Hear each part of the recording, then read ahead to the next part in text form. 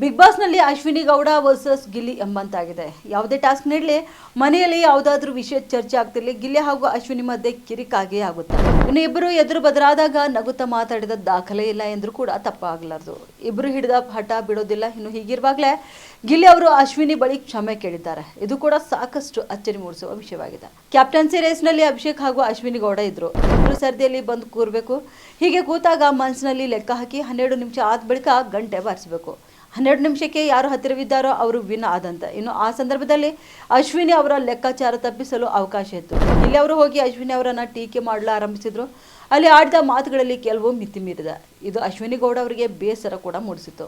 ಇದಾದ ಬಳಿಕ ಅಶ್ವಿನಿ ಗೌಡ ಅವರು ರೂಮ್ನಲ್ಲಿ ಮಲಗಿ ಅತ್ತಿದ್ದಾರೆ. ಇನ್ನು ಆ ವಿಚಾರದಲ್ಲಿ ಜಾನ್ವಿ ಅವರು ಗಿಲ್ಲಿ ಜೊತೆ ಮಾತನಾಡಿದರು. ಅಶ್ವಿನಿ ಗೌಡ ಸಾಕಷ್ಟು ಬೇಸರ ಮಾಡಿಕೊಂಡಿದ್ದಾರೆ ಎಂದು ಗಿಲ್ಲಿಗೆ ಹೇಳಿದ್ದಾರೆ.